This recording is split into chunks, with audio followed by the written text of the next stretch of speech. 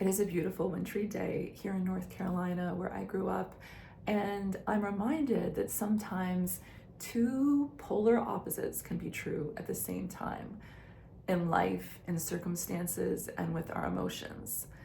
There can be beauty with what's going on outside and also a lot of struggle. Within a day, we can cry and we can laugh. Within a moment, we can feel a sense of loss, of grief, and also simultaneously feel a lot of love. A year ago to the day, I wound up moving out of my dream town of Topanga, California, just following the Palisades fire. In fact, it was still simmering. It had just simmered low enough in Topanga to go back.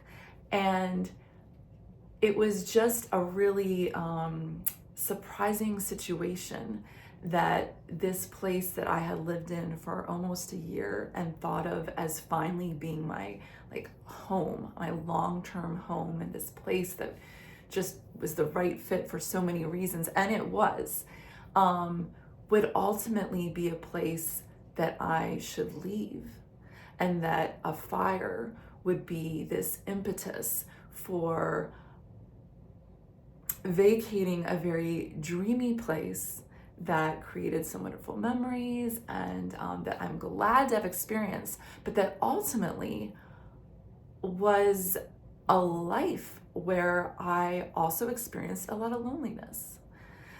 And so I just find it, this has happened to me more than once in life, and I'm wondering if this has been the case for you too, where something happens and it's not a good something, it could be a really terrible something, but that alongside the reality of that being a challenge and everything that's negative associated with it, is that it ends up being this push in a direction you either were trying to go to anyways, one way or another, or a direction that you needed. Maybe it's you wanted more love in your life and more connectivity, and you thought you were doing the things to get you there, and it was something else entirely. I had a situation, years ago. I've been a freelancer for a really long time, but I was an employee once or twice, and I was working for this documentary film production company, and I got laid off. And it was a big deal. It was a big deal to me. That conversation, I was like, oh. I knew that there wasn't enough work. There hadn't really been enough work for me. So I got it, it made sense. But I wasn't ready yet to be a full-time freelancer, even though that's what I wanted. And at the same time, I knew that I wasn't ever going to be the director, be the producer, or do bigger things there.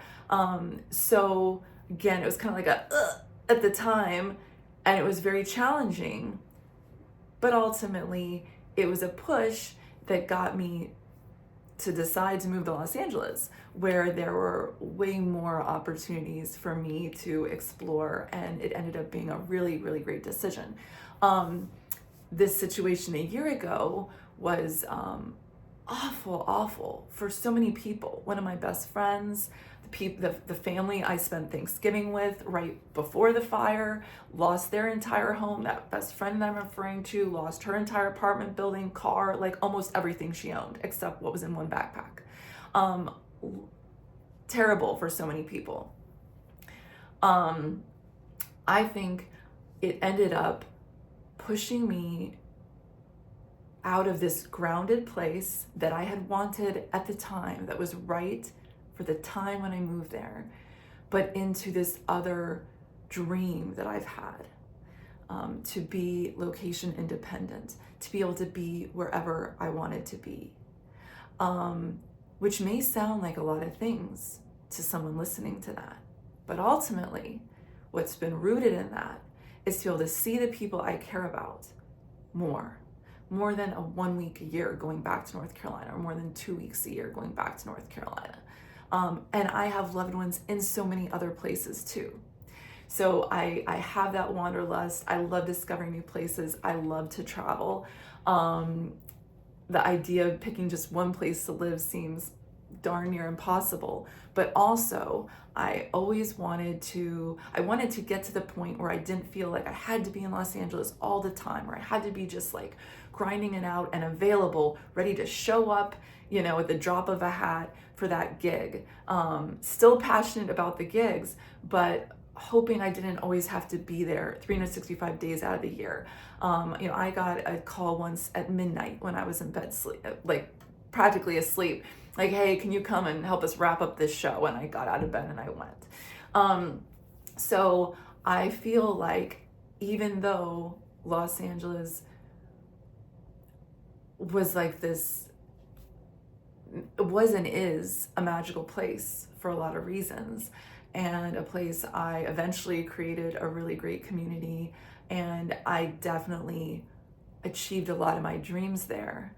I wanted to be able to have the freedom of not being there all the time. And really, there's no place I want to be all the time. And so anyways, this fire sent me into this tri-coastal nomadic lifestyle that I had a little bit kind of dabbled in, but not really fully done. And so now it's been a year. And I was at a party recently and someone said, oh gosh, it sounds stressful. And like different strokes for different folks, and different things are right for different people at different times in our lives. But I think sometimes there is this incredible juxtaposition of what you think will give you joy, what you think will provide love, what you think will make you happy. And maybe it does in some ways, but then also this other reality. Lots of people report living in a big city where there are tons of people everywhere and feeling lonely. I think of Robin Williams often and the joy he brought, the joy he had within himself, the laughter, the humor, just the way he was, but also the other stuff that was inside. And like a lot of us have some of that, right? Like I have been amazed with as often as I talk to strangers and as many wonderful people I have in my life that I feel like really lucky to have in my life. LA, after a time, I was like, man, like I think I feel kind of lonely. And that's not necessarily, you can't always like blame the city or blame the this or the that or whatever.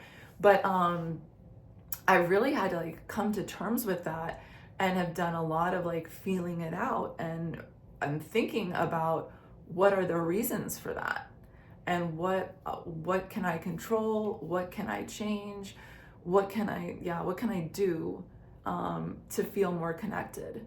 And surprisingly, perhaps, to go from having a full-time home in LA to spending a few months, 3-4 months in LA last year, 4 or 5 months in North Carolina, and then time in France, time in Ohio, Michigan, Washington, lots of places.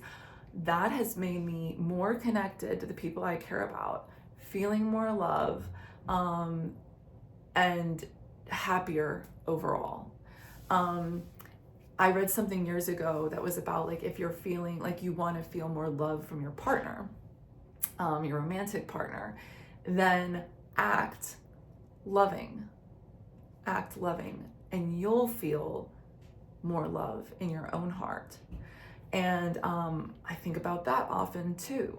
Think about when people volunteer. When you volunteer, you feel good.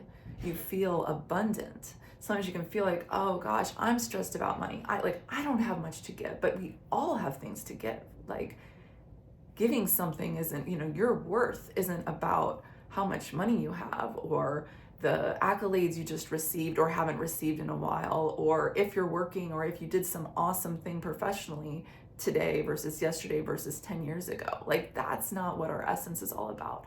And that's another thing that I've been talking about with people and thinking about as well.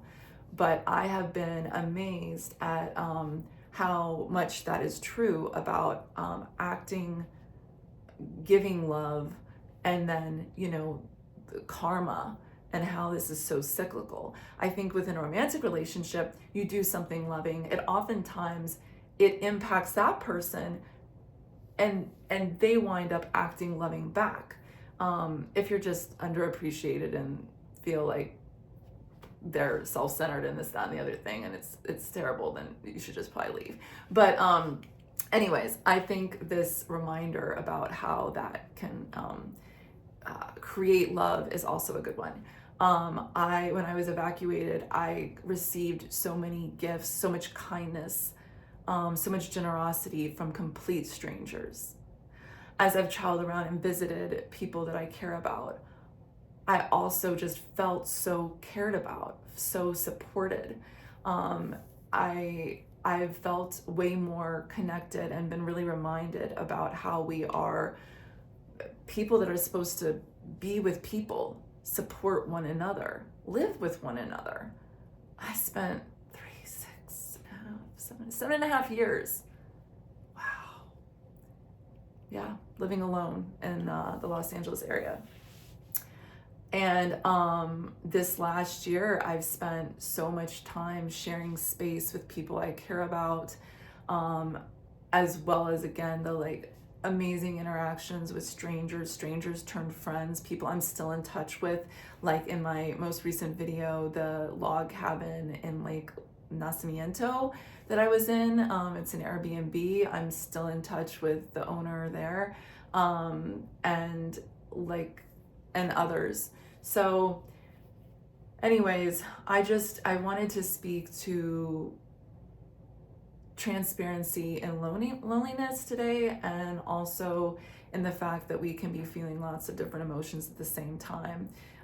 Sometimes the things you see on Instagram and wherever, it's not even necessarily fake, that smile can be very, very real. Have you ever looked back at a picture of yourself on a trip and you're like, wow, I look really happy, but I know there was all this conflict going on with my boyfriend at the time, or whatever the thing is, and just thinking I don't know, or you know what else was going on. But it's not always that the smile is fake, it's not always that the laugh is fake amidst the trying times. It all can be true, and the same can be true with sometimes awful things happening, or things that appear to be a loss, like with when I got laid off, but that really ends up pushing you, or maybe if you just allow the thing to kind of flow, you find yourself flowing in the direction that you're meant to flow in.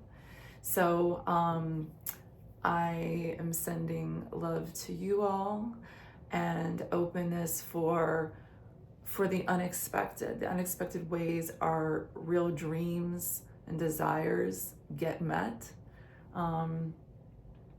and for the importance of us all being connected and helping one another and showing love and showing up for each other.